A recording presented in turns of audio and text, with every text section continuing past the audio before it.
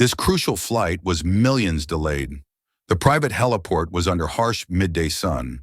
A corporate helicopter was stalled, engine panel ajar. A tense circle of senior managers and investors watched the critical delay escalate. Slightly separate in a worn uniform stood a single dad. A manager sneered, "You sure you can handle this, contract man?" Mocking laughs followed. The dad, ignoring the insult, looked up at the silent rotor blades. Then he spoke a single, short sentence with absolute quiet calm. The atmosphere instantly shifted, the scorn abruptly replaced by frozen dread. The man's name was Ethan Miles. He was a 39-year-old contract technician specializing in high-performance rotary aircraft, a job title that paid the bills but granted him zero authority in the corporate hierarchy. For 15 years, Ethan had moved among the shadows of this exclusive facility, his expertise sought only when the system's own internal arrogance failed. He was also a devoted single father to a 12-year-old son, Noah, whose severe peanut allergy demanded constant, vigilant attention. This necessity meant Ethan valued stable paychecks, close proximity to the city's top pediatric hospital, and his flexible contractor schedule far above high-stakes power games or corner office prestige. His life was defined by quiet competence and unwavering personal responsibility. He had worked at this private air facility for nearly 15 years, yet he remained a contractor. He was keenly aware of the dismissive glances cast at his older, standard-issue uniform and his quiet demeanor. Judgments based on superficial appearance, the lack of a Harvard-stamped title, and the simple fact that he was paid by the hour, not the quarter. Ethan was, in their eyes, a highly paid wrench, interchangeable, fundamentally voiceless, and easily dismissed. The scene around the helicopter was one of acute, escalating stress. The air conditioning in the hangar had failed, leaving the heliport shimmering under the intense mid-morning glare. The humidity compounded the pressure. The group surrounding the AgustaWestland model, a new machine representing a multi-million-dollar asset, comprised the company's highest echelon. There were 3 impatient investors, led by Ms. Helena Voss, a woman known for her merciless speed in closing deals. Accompanying her was Gerald Finch, the VP of Operations, a man whose career depended entirely on this flight proceeding flawlessly. The final group was a trio of newly hired, overconfident junior engineers, fresh out of top-tier schools, who treated the flight line like a classroom problem to be solved with software. Not grease and instinct. They were driven by metrics, quarterly reports, and a collective corporate belief that efficiency meant overriding reality with speed. They had zero patience for any delay, especially one caused by an unidentified mechanical failure that defied their digital dashboards. The flight was critical. It was taking Ms. Voss to an emergency board meeting scheduled to approve the final, binding clause of a colossal acquisition. A 2-hour delay could allow a competing firm to counterbid, costing the company billions in valuation and sinking the careers of everyone present, except perhaps Ethan, who was insulated only by his lack of title. The delay was already costing them millions per hour in reputational damage in stock market anxiety. The problem was baffling to the executive team. The power management system was flagging a recurrent, intermittent vibration sensor warning, a ghost fault. Yet all physical and automated diagnostics reported system nominal. The junior engineers, desperate to impress and terrified of the delay, were aggressively cycling the main power, hoping to force the system to clear the fault logs. Ethan stepped forward, his hands deep in his pockets, a habit that helped him maintain neutrality. He spoke softly, directly to Gerald Finch, cutting through the electronic noise and the high-pitched anxiety. "Sir, with respect, an intermittent vibration warning that doesn't clear on a cold reset often points to microfractures in the auxiliary gear within the main transmission chain. The sensor is reading the anomaly correctly, even if the primary diagnostic is masked. We need to physically inspect the gear set using the borescope and perform a dye penetration test to confirm the integrity of the housing." Gerald Finch, already under severe pressure, let out an audible sigh and rolled his eyes dramatically for the benefit of Ms. Voss and the other investors. "And how long will this dye penetration test take, Mr. Miles? An hour? 2? We're talking millions in losses per hour, Ethan. We'll miss the absolute deadline window for the acquisition closing. Ms. Voss, the lead investor, her face a mask of unforgiving judgment, snapped, "We pay for certainty and solutions, not time-wasting paranoia or contractor conjecture. It is statistically a sensor glitch. Just override the alert and log the manual clearance." A wave of cynical, mocking laughter swept through the group. They all needed the problem to be minor. Ethan's professional caution was an unwelcome, expensive complication rooted in physical reality, which their financial models could not tolerate. Ethan simply paused, absorbing the mockery and the insult to his expertise. He looked down at the gleaming metal deck and then back at the exposed engine's intricate plumbing. He remained silent, allowing the collective arrogance to dissipate. He understood their world. Status dictated credibility, and time was currency. But he also understood his world, the cold, unforgiving reality of physics and aviation safety. He knew aircraft do not obey titles, quarterly reports, or loud commands. They only obey the absolute, verifiable truth of their own physical integrity. He knew he would have to wait for the exact, crucial moment when the cost of their arrogance, the actual risk of death and financial ruin, exceeded the cost of his delay. He would not argue, he would state a fact that compelled action. The time window for the critical takeoff narrowed dangerously, shrinking from minutes to seconds. Ms. Voss's impatience had curdled into open hostility, and her body language alone radiated seven-figure contempt for the delay. Simultaneously, the news media, having confirmed the presence of the corporate leadership, began staking out the facility perimeter, their lenses pointed like high-powered rifles.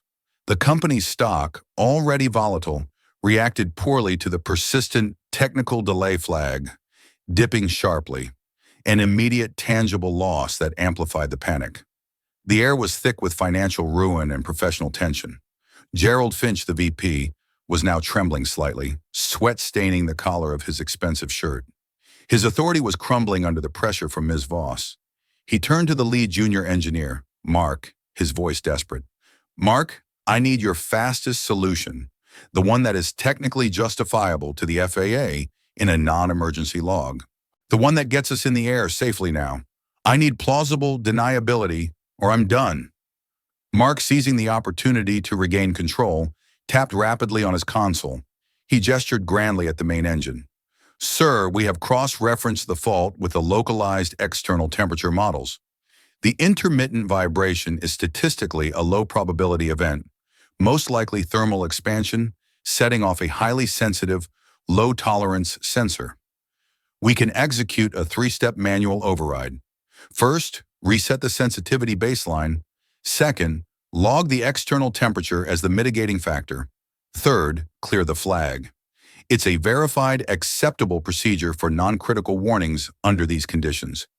It buys us the time we need in the air." Ethan, who had retreated slightly to study the detailed maintenance logs displayed on a small, worn diagnostic tablet, instantly recognized the catastrophic flaw in Mark's approach. Mark's solution was an FAA-approved protocol, yes, but only for rotor balance issues. It was catastrophically invalid for the transmission chain Ethan suspected. Mark's procedure completely neglected the oil temperature parameter, which had shown a subtle, non-critical, but consistent elevation in the last 3 flights. A 3-degree climb that was the clear, undeniable precursor to metal-on-metal friction and eventual thermal runaway. Mark was trying to solve a fever by simply breaking the thermometer. Ethan stepped forward again, holding the tablet like a shield of proof. His voice remained low, respectful, but now carried an undertone of unyielding finality. "Mark, that's incorrect procedure for this specific warning category. The thermal recalibration ignores the cumulative data. It ignores the oil pump pressure anomaly, which is showing a 15% oscillation, and the consistent, documented 3-degree average rise in gearbox temperature we've seen logged over the last 72 hours. Ignoring those parameters will not only leave a highly dangerous fault unchecked, but it will also void any claim that we acted in accordance with the spirit of the maintenance manual." Ethan was instantly interrupted by Ms. Voss, who seemed utterly enraged by his continued existence. "I don't care about your degrees, Miles. I don't care about your spirit of the manual. We are wasting critical time here. This isn't your helicopter, and this isn't your decision to make. We are operating on an executive decision timeline, not a contract mechanic's hourly wage. Another junior engineer snickered loudly. Relax, Ethan. This isn't your helicopter. Let the people with the titles and the degrees, the ones with the liability insurance, handle the real-world risk assessment. The words hung heavy in the thick, humid air. This isn't your helicopter. It was the ultimate dismissal, a reminder of his low social and corporate status. Ethan felt the physical weight of their collective judgment and their mounting aggression pressing down on him. He knew that if he spoke again, if he challenged Finch or Voss directly, he would be fired for gross insubordination. His stable life, his access to the critical insurance plan for Noah, would be instantly jeopardized. But the silence was also a decision to let them fly into a high-altitude disaster. Ethan looked at his worn leather watch, a gift from Noah. He looked up at the clear, unforgiving sky, calculating the point of no return. He knew that if they took off with the microfracture he suspected, they would experience catastrophic transmission failure within 20 minutes of flight, high in the air, over a crowded, densely populated city. A wrong decision now would not grant them a chance to correct it. It would result in mass casualty and be absolutely fatal. The high-pitched whirring of the engine starting system began to cycle up, a siren call to disaster. Mark was moving to execute his dangerous recalibration and override. The point of no return was milliseconds away. Ethan closed his eyes for a brief moment, visualizing the internal mechanics, calculating the physical forces, and matching the risk against the pressure on his life. He had to deliver the absolute, unassailable truth of the failure, something so technically precise and financially devastating that it would instantly override their hubris. This was the one and only chance to protect his integrity, the lives of everyone present, and his son's future. He knew the risk was not mechanical. The risk was their insurance policy. He had to find the lever. If you'd like to see how this moment unfolds, you're welcome to subscribe and continue with us. Ethan ignored the rising tension, the glare of the sun, and the active startup sequence humming dangerously from the engine housing. The time for discussion, debate, or shouting was gone. He had to be absolute, surgical, and utterly calm. He aimed his voice not at the managers who mocked him, but at Ms. Voss, the lead investor, the person with the most money and the largest potential liability to lose. Twist 1, the calm reply that contained catastrophe. He took one final controlled breath, allowing the noise to build slightly before he spoke. His voice was not loud, but it possessed a stunning clarity, cutting through the whirring engine sounds with an unnatural calm that instantly commanded attention. He did not engage in any arguments or criticize Mark's flawed, desperate procedure. He simply stated a specific, terrifying, and verifiable risk, delivering it like a clinical diagnosis.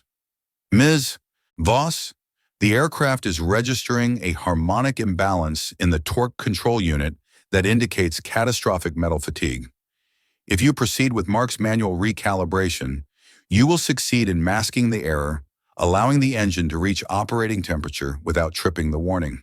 However, I must inform you that in approximately 22 minutes after takeoff, the time required for thermal saturation, the auxiliary gear will disintegrate and sever the main rotor linkage, leading to a zero auto-rotation, catastrophic loss of control over a densely populated area. He paused, letting the description of mechanical horror settle. He was reporting a certainty, not a possibility. Then came the true, devastating strike, the financial hammer blow, delivered with the same cold, factual authority. I have logged this specific failure pattern on the Bell 429 platform twice before, both ending in hull loss. Crucially, I must warn you, the insurance policy explicitly denies all coverage, hull and liability, for any structural failure occurring after a documented, non-standard sensor override when a technician's specific warning regarding that failure is logged in the system. By overriding my documented warning, you are not just risking lives, you are flying uninsured. The company assumes 100% of the liability for the $20 million aircraft and any subsequent claims. He finished, his voice returning to a neutral hum. The description of the mechanical consequence was cold and logical, devoid of any emotion or personal investment. The reference to the insurance policy was the surgical, non-negotiable strike. He had just stated that by following the VP's demand, they were not only risking their lives and reputation, but also voiding the multi-million-dollar insurance coverage for the aircraft. They were flying on their own dime, personally liable for the carnage. The entire circle of managers and junior engineers froze. The initial bursts of laughter and mockery instantly died in their throats, replaced by a deep, terrifying silence. They had been stopped cold, not by a threat of physical danger, which they seemed prepared to gamble against, but by a contractor's technical legal calculation that pointed directly to personal financial ruin. The shame of being wrong was suddenly overshadowed by the absolute horror of being financially exposed. Twist 2. The verified truth that shattered authority. Ms. Voss, the lead investor, her face now completely pale and devoid of her earlier condescension, looked sharply from the VP, Gerald Finch, to Ethan. Her eyes, usually hard with judgment, were now wide with acute professional fear. She did not raise her voice.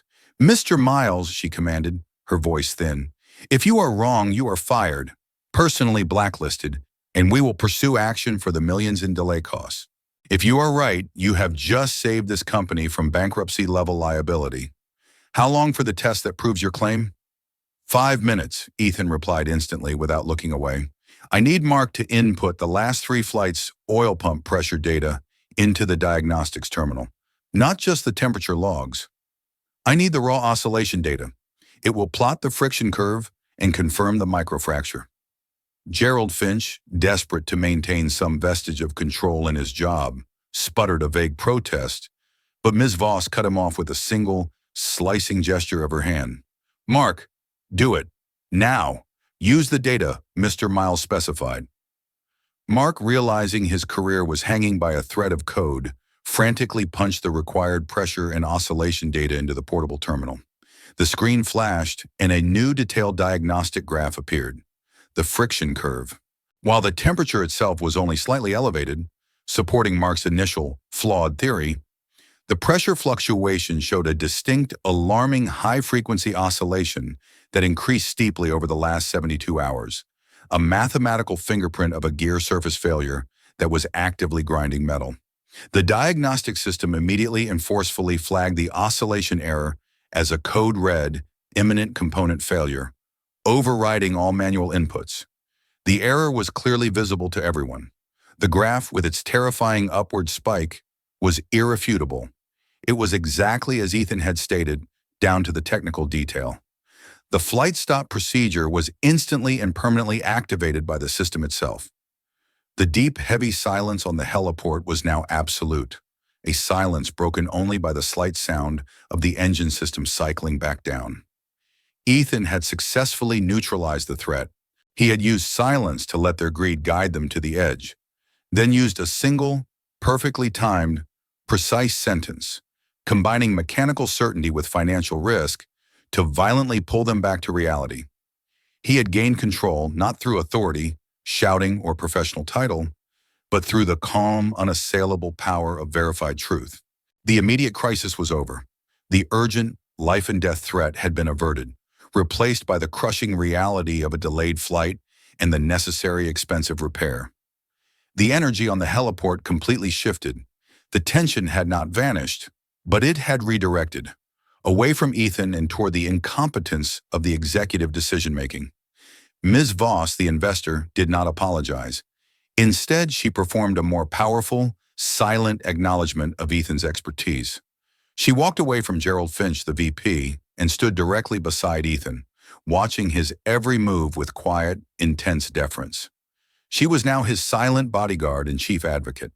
Mark, the junior engineer who proposed the quick, fatal fix, instantly busied himself cleaning tools, his face flushed, deliberately avoiding any eye contact with Ethan or the management team.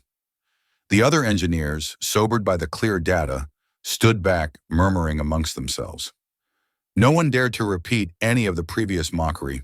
The single dad in the worn uniform had just exposed the dangerous, potentially lethal incompetence of the highly paid, title-holding staff whose pride had nearly cost everyone their lives and Ms. Voss billions.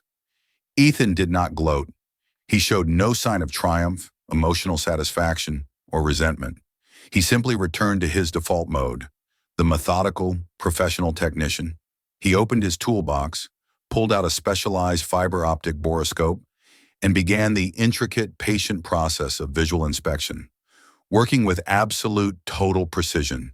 He acted as if the last 10 minutes of corporate terror and life-saving intervention had never occurred. His focus was entirely on the technical problem at hand, the cracked gear, not the politics he had so effectively disrupted. He directed the remaining engineers not with commands, but with clear, concise instructions on how to support his invasive inspection, where to position the specialized, heat-resistant LED lights, which hydraulic pressures to gently relieve, and which diagnostic inputs to monitor. His calmness had instantly become the most powerful, most compelling form of authority. The managers, recognizing his absolute mastery and the fact that he was the only one who truly understood the situation, followed his directions without question. Gerald Finch, relegated to fetching tools and holding cables, watched his career dissolve in the reflected glare of the hangar light. Gerald Finch, watching his career prospects evaporate, didn't leave the hangar. He watched Ethan work, the technician's focus absolute, his movements economical. Finch realized the true distinction. His team had chased a convenient lie, a plausible path to a boardroom win. Ethan had pursued an inconvenient, hidden truth that led to a painful but safe delay. The memory of Ms. Voss's face when Ethan mentioned the insurance clause, that moment of abject terror, was burned into Finch's mind.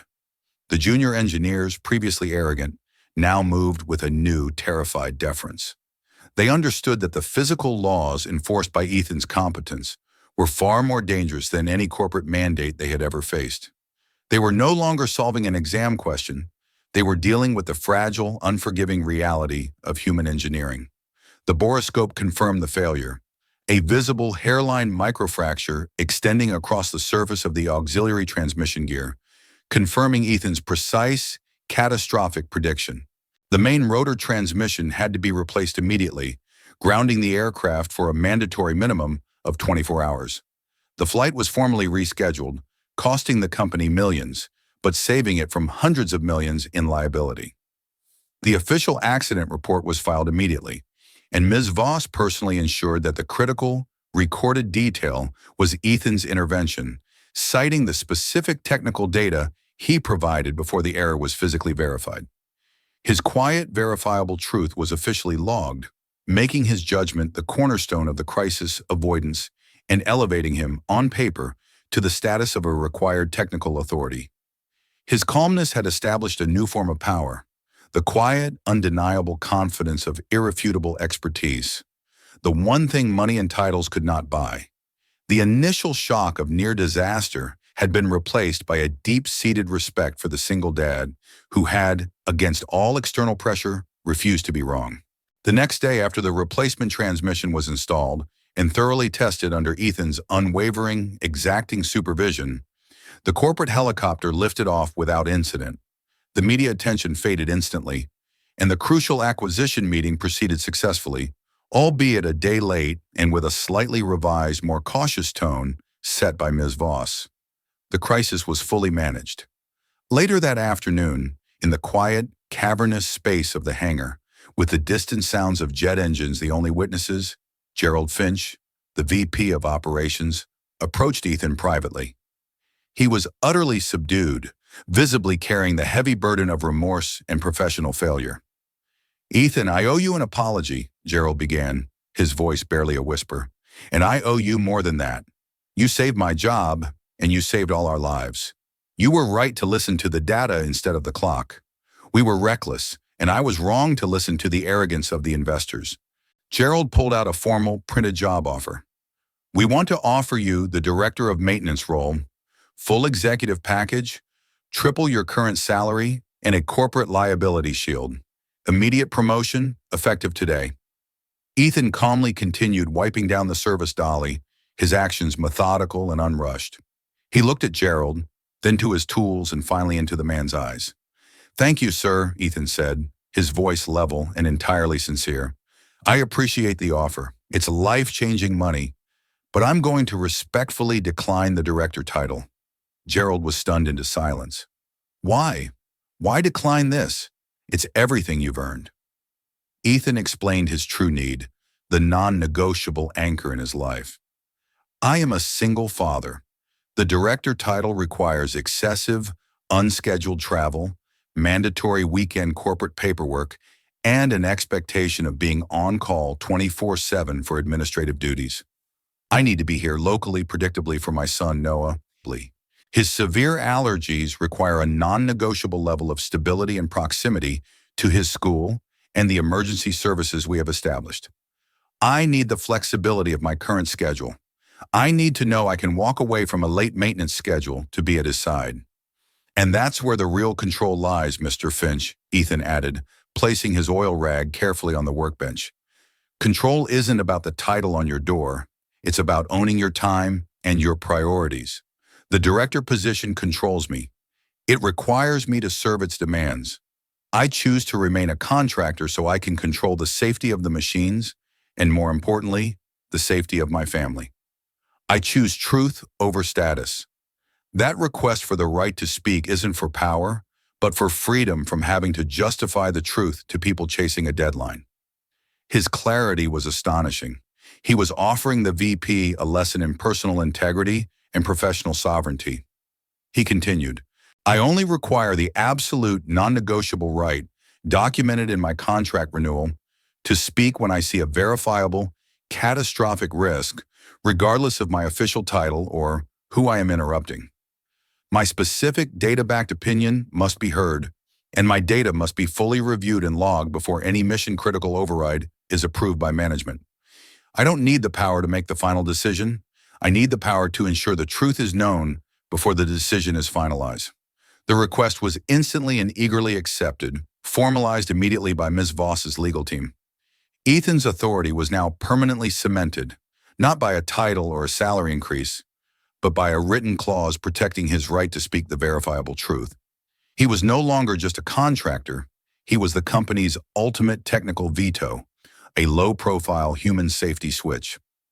Ethan returned to his work as usual, his routine unchanged, his tools neatly organized.